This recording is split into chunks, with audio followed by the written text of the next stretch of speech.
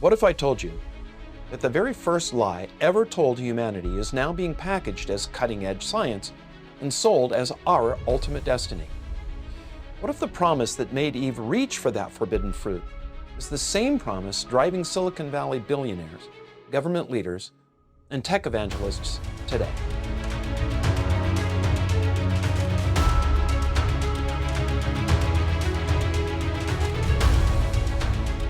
I'm Lance Ralston, and what follows is something that I've worked on for years.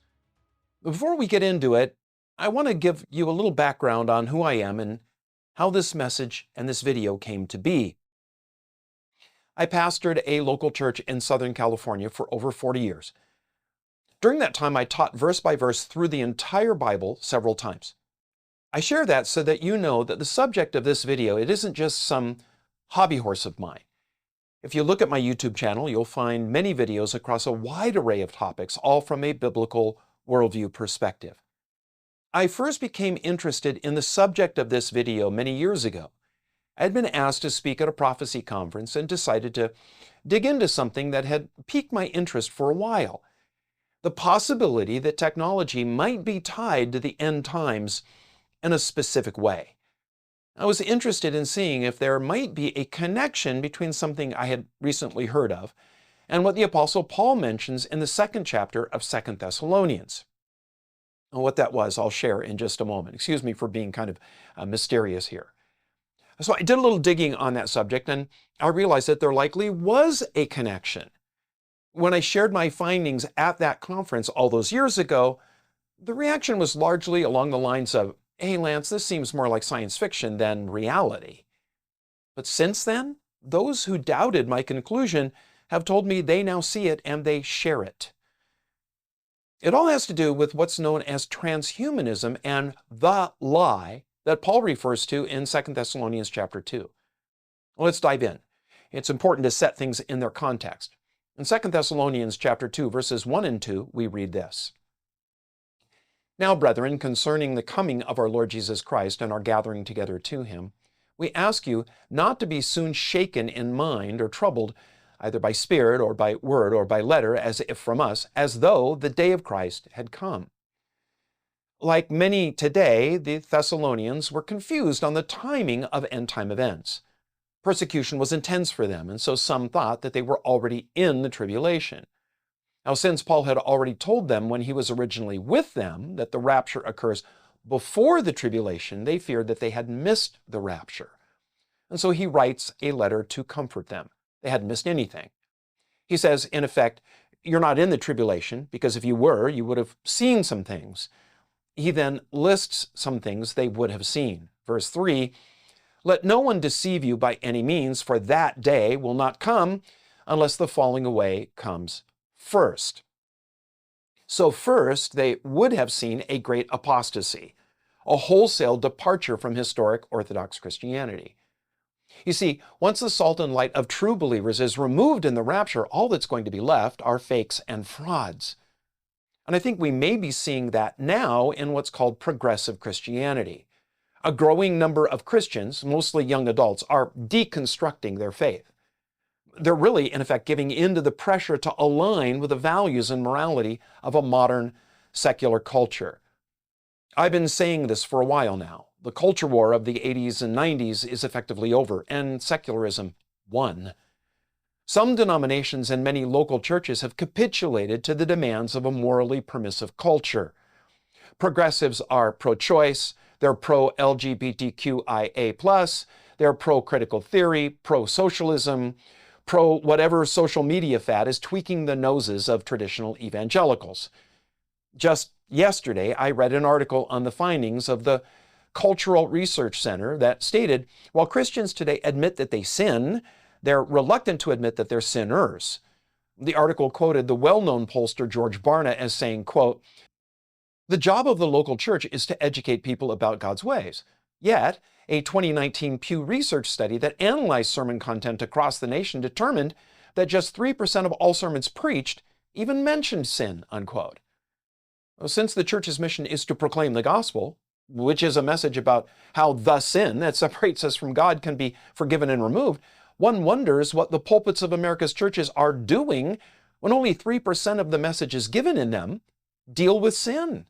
That Pew Research study was conducted 6 years ago. Since the end of 2024, we may be seeing, I think, a swing back toward a more conservative position on morality. The polls indicate that progressives have seen a reversal, notably among young men. There's been a major surge of interest in traditional conservative churches and movements. And we can rejoice in that. But there's good reason to regard that with caution as well. We'll see why a little bit later. Now, Paul says that the tribulation will be a time of great apostasy. It will also see the emergence of the Antichrist.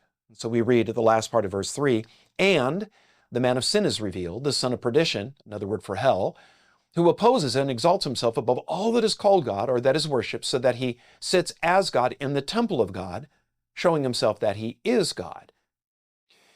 In Daniel chapter 9, we are told that halfway through the tribulation, the Antichrist causes the temple service that's been renewed in a rebuilt temple in Jerusalem to cease, and will turn on the Jewish people that he's deceived into thinking he's their Messiah. Daniel says that he does something so abominable in the sight of God, it results in immediate judgment that brings utter desolation. Jesus called that the abomination of desolation, and said when it's seen standing in the temple, the Jews must flee. Well, here, Paul gives a clue what the abomination of desolation will be. The Antichrist, claiming to be God, demands to be worshipped. Now, don't miss the last part of verse 4. It says, he shows that he is God. You see, as the spawn of hell, he's given power by Satan to work miracles that seem to confirm his claim. We read on in verse 5, do you not remember that when I was still with you, I told you these things? And now you know what is restraining, that he may be revealed in his own time. For the mystery of lawlessness is already at work. Only he who now restrains will do so until he is taken out of the way. It's the Holy Spirit resident in believers that allows them to be the salt and light of the world, preventing the emergence of Antichrist. But when the rapture removes believers, that salt and light depart. Nothing is left to stand in evil's way. It's fascinating that Paul saw the threads of all of this in his day. He speaks here of the mystery of lawlessness already at work in the first century. It was the height of Rome's power when the emperor was deified as a god. Now, from piecing together several passages, we may conclude that the Antichrist will be a kind of last days Caesar, presiding over a reborn Roman Empire. Verse 8, and then the lawless one will be revealed, whom the Lord will consume with the breath of his mouth and destroy with the brightness of his coming. The coming of the lawless one is according to the working of Satan, with all power, signs, and lying wonders, and with all unrighteous deception among those who perish, because they did not receive the love of the truth, that they might be saved. And for this reason, God will send them strong delusion, that they should believe the lie, that they all may be condemned who did not believe the truth, but had pleasure in unrighteousness. When the Antichrist validates his claim to deity by performing miracles through demonic power, people are going to fall all over themselves in praise. Their admiration will rise to the devotion of worship. You see, because they have rejected the truth of the gospel, God will give them over to lies they want to be true. But there is one lie that rises above them all, as verse 11 makes clear. He says, for this reason, God will send them strong delusion, that they should believe the lie. Not a lie, it's the lie. Now, in Greek, the definite article the carries more weight and significance than it does in English. Paul is not speaking about deceit in general. He has a specific lie in mind. He doesn't say here, God will send those who reject him strong delusion so that they believe lies. No, it's the lie, the first one, the original found in Genesis 3, that we can be gods. The devil knows that lie got the first humans to turn from God. At the end, he sticks to his plan and uses the same bait the last humans. Now let's take a look at that passage in Genesis chapter 3. We read in verse 1, now the serpent was more cunning than any beast of the field which the Lord God had made. And he said to the woman, has God indeed said, you shall not eat of every tree of the garden? And the woman said to the serpent, "We may eat the fruit of the trees of the garden, but of the fruit of the tree which is in the midst of the garden, God has said, you shall not eat it, nor shall you touch it, lest you die." Then the serpent said to the woman, "You will not surely die, for God knows that in the day you eat of it, your eyes will be opened, and you will be like God, knowing good and evil." Satan appealed to Eve's desire to improve herself. He stirred up her curiosity about something new, claiming there was knowledge that would make her more and better. Eve could transcend what she was to become more than human. Take note of what Satan promised. He promised, number one, an enhancement of human capabilities. He said, your eyes will be opened. Number two, he promised godlike knowledge and power. He claimed you will be like God. And then third, he promised a transcendence of human limitations. Satan implied that she could move beyond what God had designed. Some time ago, I came across a new term. It was posthumanism. I had just finished reading Michael Crichton's book, Next, which was about bioengineering. I decided to see how much of what he wrote about was already in play, and it turns out most of it was old news in the biotech field. Within minutes, I found dozens of links exposing a vast field that many still know little about. Futurists point to a new era of what it means to be human. They contend that soon the human race will evolve into a new species fundamentally different from the Homo sapiens that we are now. Now, they call this new species posthumans and Homo futurus. Those who want to hasten that evolution are called transhumanists. The idea that propels them is this. Evolution, which of course is assumed by most people today as a settled fact, is merged with technology, genetics, medicine, and the idea of progress. The result is a new definition of humanity and the belief in the imminent emergence of a new iteration of humans, the next phase, if you will, of our evolutionary development. We began with Australopithecus, which gave rise to Homo habilis, which led to Homo erectus, which evolved into today's Homo sapiens, who stand on the cusp now of becoming Homo futurus. The famous futurist Alvin Toffler said, quote, "The world is moving fast towards a fourth wave in which humans will transition themselves into posthumans thanks to multiple and simultaneous advances in technology." Such a change has been described by some experts as analogous to when apes evolved into humans, unquote.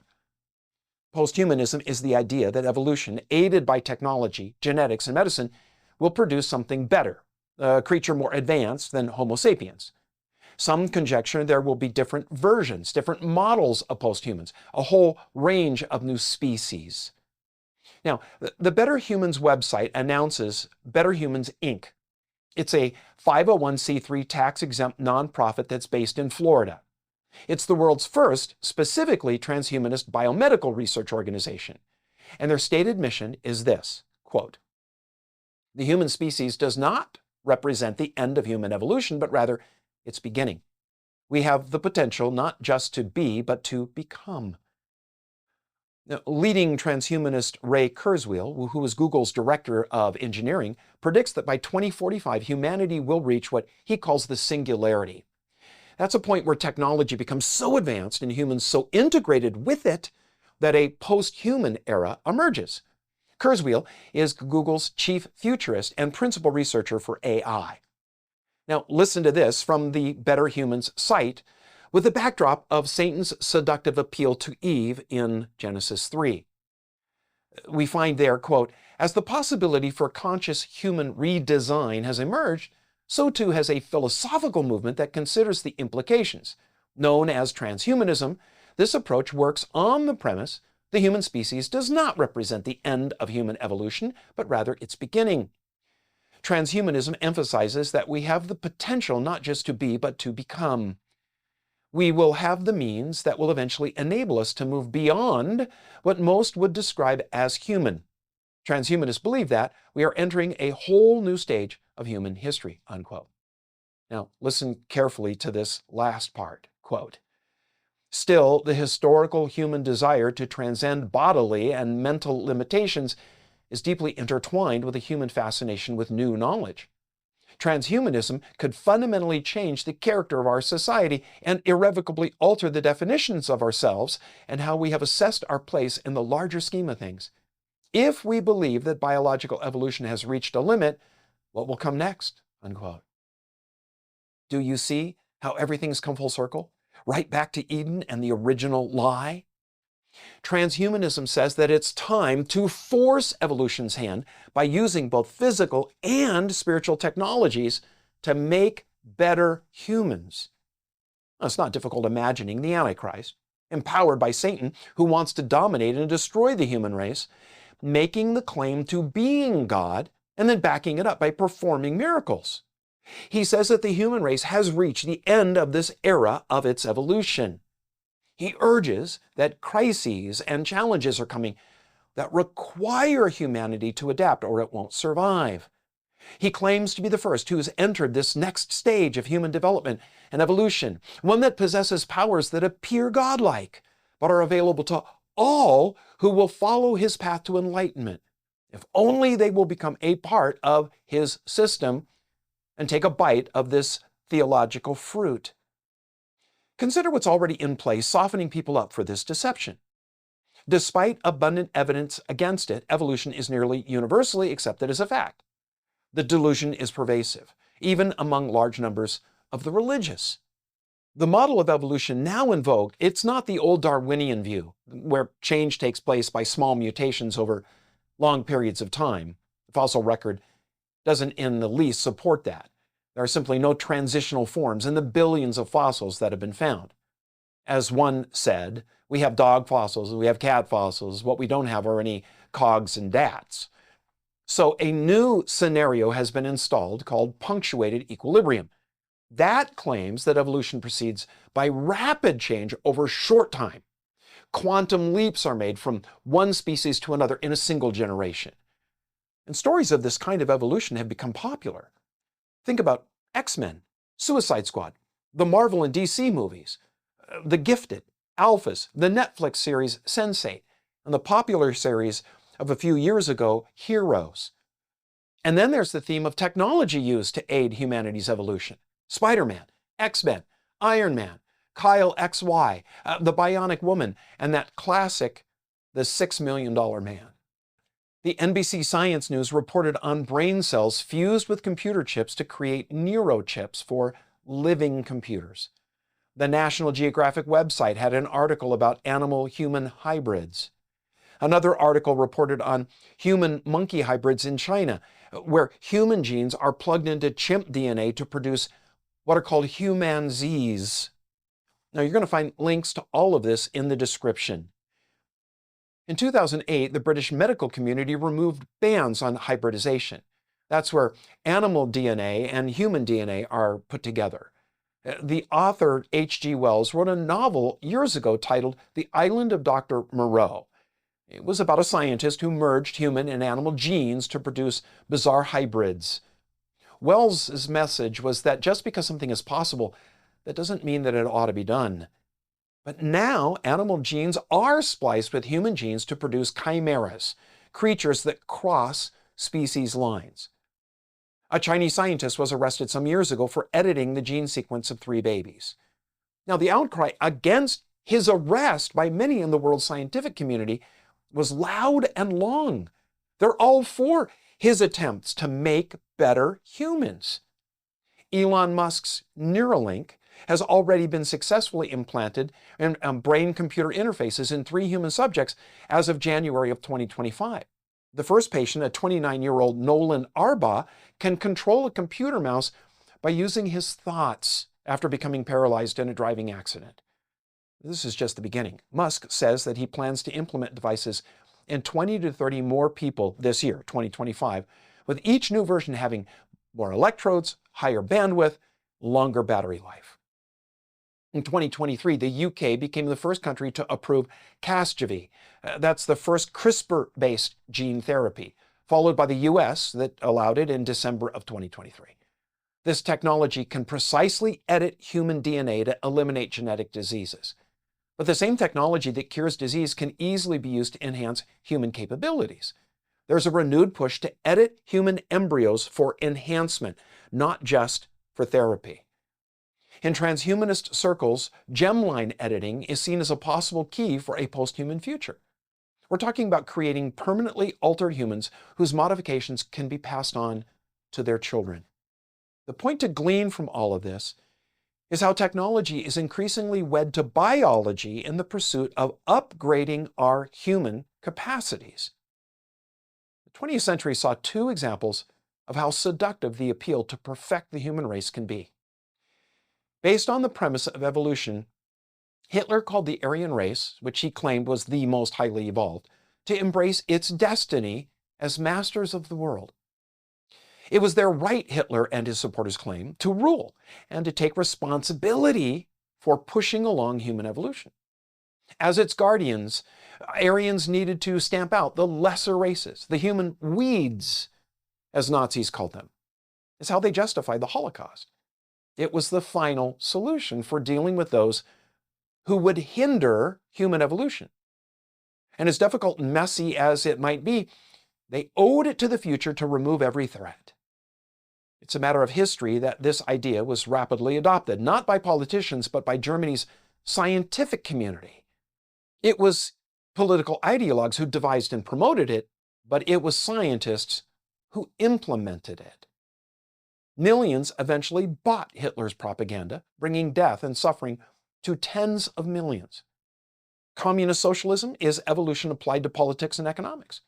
Its goal is the perfection of society without the restraints of morality. And in the pursuit of that goal, more millions have been slaughtered.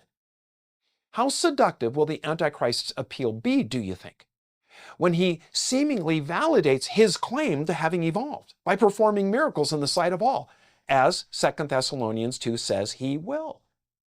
Listen, if millions followed Hitler and Stalin with nothing but a promise and an inspiring speech, be assured that billions will follow one who seems to give proof to his claims.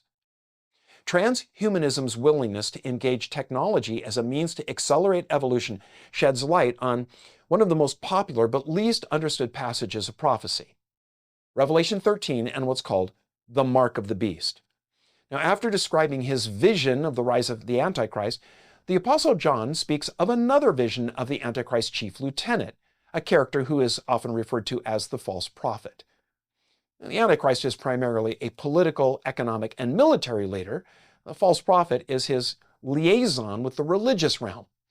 In verse 11 of Revelation 13, we read this: "Then I saw another beast coming up out of the earth, and he had two horns like a lamb, and spoke like a dragon."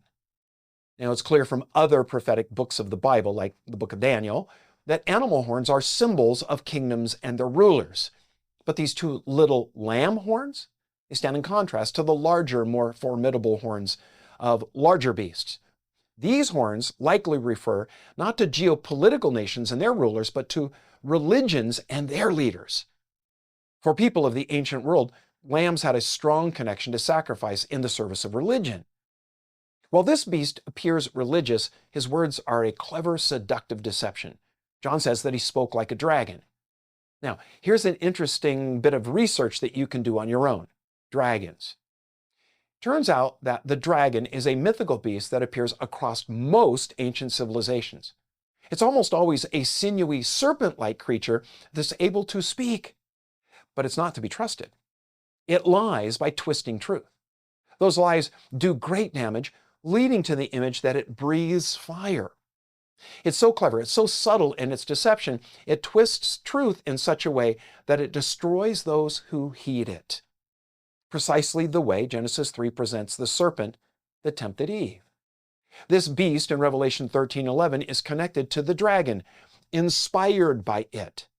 We read on in verse 12, "And he exercises all the authority of the first beast in his presence." Now, I need to break in there, excuse me. I just want to make sure that we're all tracking with the text. The first he of verse 12 is the beast of verse 11, who, because of his religious connection, we call the false prophet. The first beast is the Antichrist of earlier in the chapter. Now, the false prophet has tremendous authority, which he uses in service of the Antichrist. We read on about what the false prophet does. and causes the earth and those who dwell in it to worship the first beast, whose deadly wound was healed. The religious mission of the false prophet now becomes clear. He uses his authority as the leader of the religious world to require the earth dwellers to worship the Antichrist. And that phrase, those who dwell on the earth, it's used 11 times in Revelation. It refers to those who, during the tribulation, reject God, shun the gospel, and pin their hopes on the Antichrist. We read on in verse 13, he, that's the false prophet, performs great signs, so that he even makes fire come down from heaven on the earth in the sight of men. And he deceives those who dwell on the earth, keeping to his mission as the false prophet, by those signs, note this, which he was granted to do in the sight of the beast. Now, of course, the one granting the false prophet the power to perform these deceptive signs is the dragon. It's Satan. We read on, telling those who dwell on the earth to make an image to the beast who was wounded by the sword and lived. He was granted power to give breath to the image of the beast, that the image of the beast should both speak and cause as many as would not worship the image of the beast to be killed. In light of what's taking place today in the field of transgenics and biotechnology, the image that the false prophet makes and gives life to takes on a whole new realm of potential. Now, what I think that image will be, I'll share in a moment. I do not think it will be, but I have to admit that some propose it may be a clone of the Antichrist. Clones of several different species have been produced. While bioethicists debate human cloning, researchers are just plowing ahead and have produced human embryo clones. Only 18 of the 50 U.S. states ban human cloning. There's no federal law that bans human cloning. In light of advances in robotics and AI, I suspect that the image the false prophet makes and gives life to is some form of artificial intelligence in a robotic body. I think you'd have to have been living under a rock in the desert for the last 5 years to not have heard of AI. I mean, it's everywhere. It fuels internet searches, it drives cars, it finds a 4-star Indian restaurant with the best naan and tandoori chicken within the next 5 miles.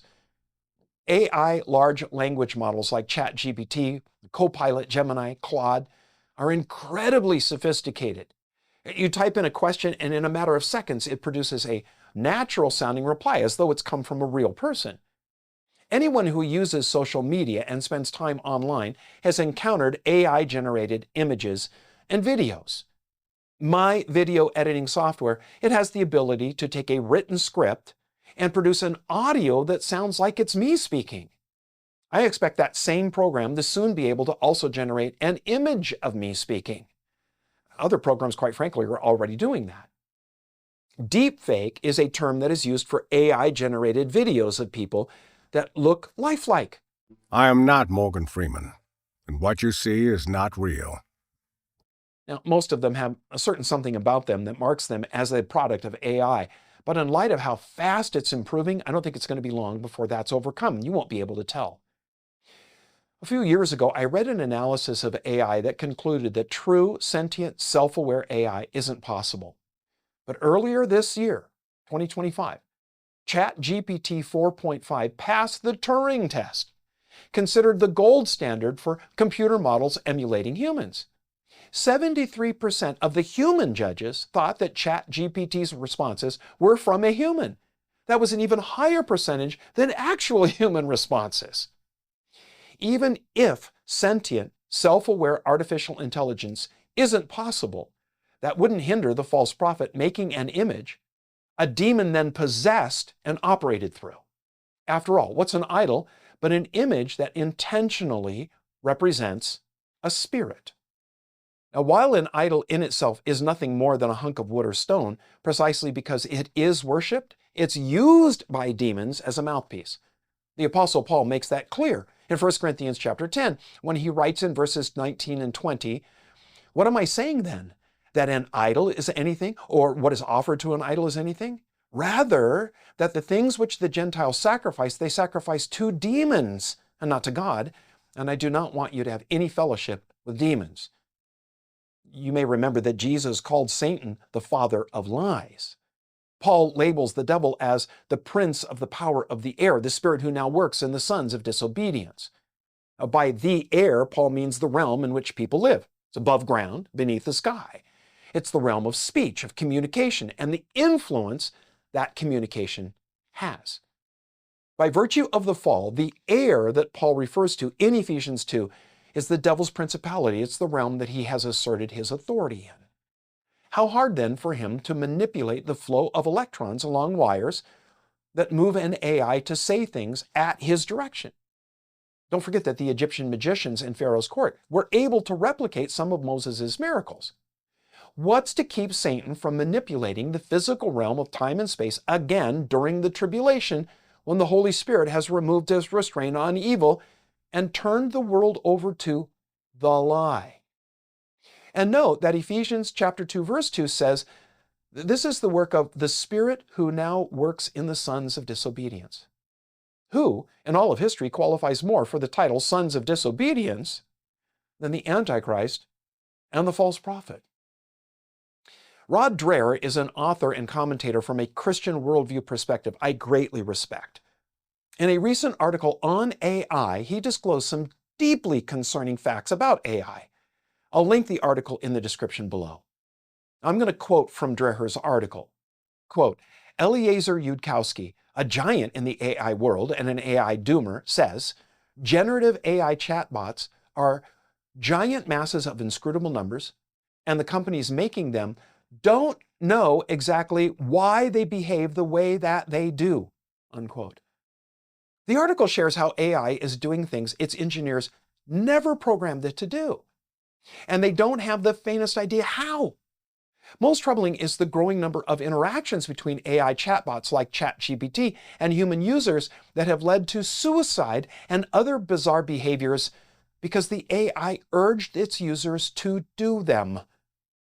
Let me share this longer quote from the article as it relates directly to the connection that I'm making between AI and the image made by the false prophet. Quote, astrobiologist and former chief NASA historian Stephen Dick speculates that what we think of as extraterrestrial aliens might actually be post-biological entities that have evolved into bodiless artificial intelligence. This theory implies that communication with these presumed beings would likely not be through normal means. Stephen Dick bases his paradigm on the idea that the evolution of intelligence eventually outstrips biological evolution. As he sees it, the technology of such advanced races could seem to us supernatural.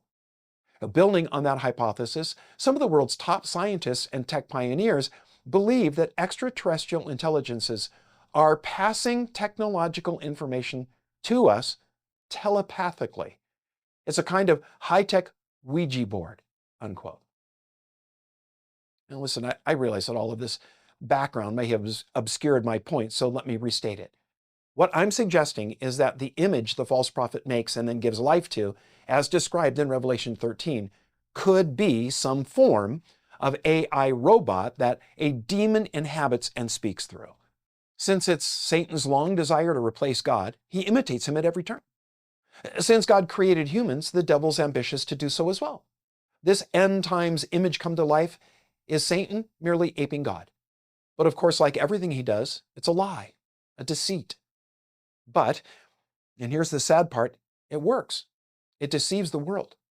We read on, verse 16, he, that is the false prophet, causes all, both small and great, rich and poor, free and slave, to receive a mark on their right hand or on their foreheads, and that no one may buy or sell except one has the mark or the name of the beast or the number of his name. Now, this, of course, is the famous mark of the beast that's been the subject of so much imaginative work in novels and film. 40 years ago, most consumer financial transactions were conducted either by cash or check. Then, right around 35 years ago, credit cards achieved parity with cash and checks. 30 years ago, the credit card became the main form of payment. 20 years ago, the debit card became popular. And now, now we're seeing a near complete shift to electronic funds transfer payments through smartphones and smartwatches. The technology supporting EFT is constantly being revised, with the consumer side using various mediums for accessing their financial accounts. Credit companies are shifting to new technologies. The common direction is toward a personal, miniature device carried on one's person, typically inserted under the skin, that interacts with an external reader. This technology is already being used in tagging pets. A tiny chip is inserted in the skin of the pet's neck or ear. When a reader is held near, it activates the chip that feeds data about the pet to the reader via a radio signal. Called RFIDs, or radio frequency identification devices, they come in various shapes and sizes. The RFID used in humans used to be about the size of a grain of rice, but every new generation sees it shrink in size while increasing in complexity and the amount of information that it can store. A while ago now, in an attempt to curb widespread corruption, the Mexican federal government chipped hundreds of its workers. Readers in door frames of sensitive offices recorded when they entered and exited so they could keep tabs on them. What's provocative about all of this is that the Greek word for mark in verse 16 of Revelation 13, it refers to something made with a sharp-pointed instrument. In the ancient world, it was used to describe etching, carving, sculpting with a chisel. But quite frankly, there's no better word from that time to describe a hypodermic needle of this time, which is how human RFIDs had been implanted. Consider how ready the world was to line up to take a shot in the face of what was deemed a global threat, COVID-19. Hindsight has, of course, altered our perception of COVID and the vaccines. But don't forget the panic that set in across the world when the pandemic first hit. While many resisted the vaccine, the vast majority of people lined up to get it. And the backlash against those who refused it was stunning. They lost jobs. They were barred from buildings. They were booted out of families. All because they were deemed dangerous outsiders threatening the survival of others. It was kind of like a dry run for a yet-to-come jab to avert another crisis. Although next time it won't be a pandemic. No, next time it'll be a political and economic crisis that requires a whole new system, one entered by embracing the technology of a new era. The false prophet and Antichrist will demand this system because in their desire to be God, they want total control of humanity. So they announce that without the mark, no one can buy or sell. That's economic control. If the chip has GPS technology, as is being experimented with right now, it'll be possible to know where everyone is in a kind of technological omniscience. While many baby boomers balk at the idea of getting chipped, the millennial affection for tattoos and body piercings has prepped them for it. Smartphones and wireless communications with connected devices are all normal aspects of our culture now. They've groomed this generation to be plugged in and online 24/7. Electronics are no longer seen as neat toys to play with or even tools to work by. No, they have become vital organs to live with. Sam Altman, the CEO of OpenAI, the company that runs ChatGPT, recently partnered with Johnny Ive, the legendary designer of Apple, to produce small personal AI devices called companions. The transhumanist movement is popular and growing. They're all very excited about what they call the singularity. The singularity is when technological change happens so fast and reaches so far, it creates a crisis that sparks the evolution of the posthuman. Transhumanists equate the singularity with the Christian rapture. Now watch this. They claim that a belief in the rapture is something deep within the human psyche, hardwired into our genes, an evolutionary intuition that has now awakened because we're about to reach the singularity. They estimate that it will occur sometime in the next decade. And speaking of the change the singularity brings, cosmologist Frank Tipler says that humans will become, quote, indistinguishable from God. The famed futurist author Yuval Harari said, history began when humans invented gods and will end when humans become gods. By culling all the Bible has to say about the Antichrist, it seems that he rises to power at a time of global chaos, with widespread economic and political upheaval.